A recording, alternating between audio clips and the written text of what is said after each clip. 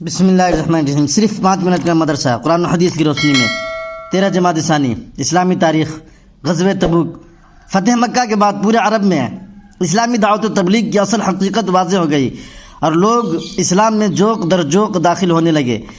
ایسے موقع پر رومی حکومت نے اپنے لیے خطرہ محسوس کرتے ہوئے مدینہ پر حملہ کا ارادہ کر لیا اور اس کی تیاریاں شروع کر دی۔ شام سے آنے والے ایک قافلے نے مسلمانوں کو اس کی اطلاع دی۔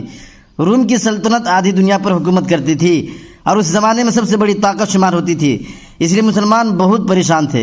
ایک طرف بے سر و سامانی کی حالت اور عرب کی سخت گرمی زوروں پر تھی اور دوسری طرف دور دراز کا سفر تھا، مگر خاموش بیٹھنا بھی کسی طرح مناسب نہیں تھا۔ چنانچہ رسول اللہ صلی اللہ علیہ وسلم نے جنگ کی تیاری کا اعلان کر دیا اور ماہ رجب سن 9 ہجری میں 30,000 کے لشکر کو لے کر آپ صلی اللہ علیہ وسلم تبوک کے لیے روانہ ہوئے۔ مسلمانوں کو اس دلیرانہ اقدام کی وجہ سے رومیوں پر بڑا اثر ہوا اور انہوں نے حملہ کرنے کا ارادہ چھوڑ دیا اور بہت سارے قبیلے کے سرداروں نے صلح کر لی۔ یہاں 1 ماہ قیام کرنے کے بعد رسول اللہ صلی اللہ علیہ وسلم بغیر جنگ کے فتح مندی کے ساتھ مدینہ واپس ہو گئے۔ یہ آپ صلی اللہ علیہ وسلم کی زندگی کا آخری غزوہ تھا۔ اللہ کی قدرت، منہ میں رطوبت، تھوک۔ اللہ تعالیٰ نے منہ میں تری کو پوشیدہ رکھا ہے کہ کھانا منہ میں رکھ کر چباتے وقت وہ تری پیدا ہوتی ہے اور کھانے کے ساتھ مل کر اس کے ہضم ہونے میں مدد کرتی ہے۔ عام حالات میں وہ تری ہلکی رہتی ہے جس سے حلق تر رہے اور سوکھنے نہ پائے، ورنہ آدمی بات ہی نہ کر سکے گا۔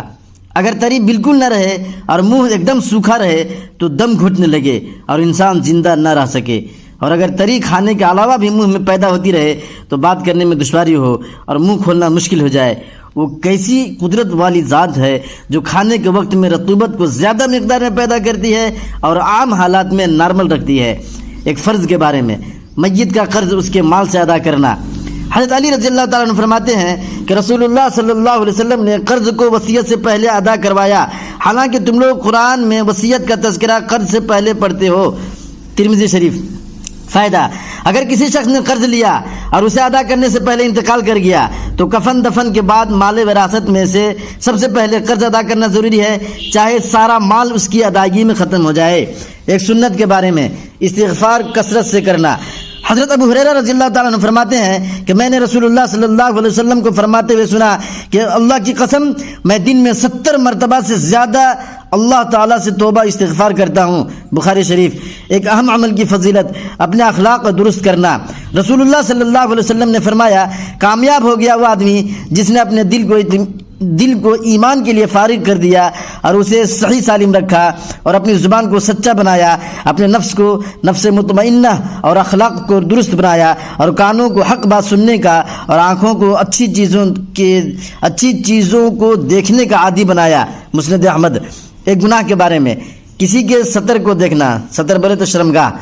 رسول اللہ صلی اللہ علیہ وسلم نے فرمایا، اللہ تعالیٰ لعنت کرتے ہیں اس شخص پر جو جان بوجھ کر کسی کے سطر کو دیکھتا ہو، اور اس شخص پر بھی لعنت کرتے ہیں جو بلا عذر سطر دکھاتا ہو۔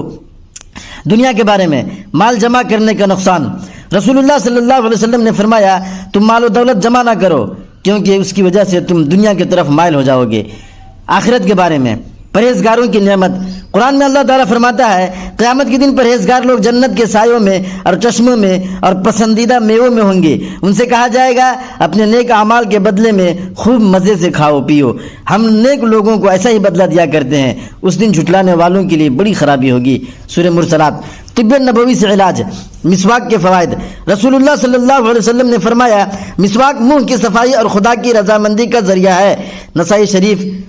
خلاصہ: علامہ ابن قیم رحمۃ اللہ علیہ مسواک کے فوائد میں لکھتے ہیں، یہ دانتوں میں چمک اور مسوڑوں میں مضبوطی پیدا کرتی ہے، اس سے منہ کی بدبو ختم ہو جاتی ہے اور دماغ پاک و صاف ہو جاتا ہے۔ یہ بلغم کو کاٹتی ہے، نگاہ کو تیز کرتی ہے اور آواز کو صاف کرتی ہے۔ قرآن شریف کی نصیحت۔ قرآن میں اللہ تعالیٰ فرماتا ہے، اے ایمان والو، اللہ تعالیٰ کا خوب ذکر کیا کرو اور صبح و شام اس کی پاکی بیان کیا کرو۔ سورہ احزاب آیت نمبر 41-42۔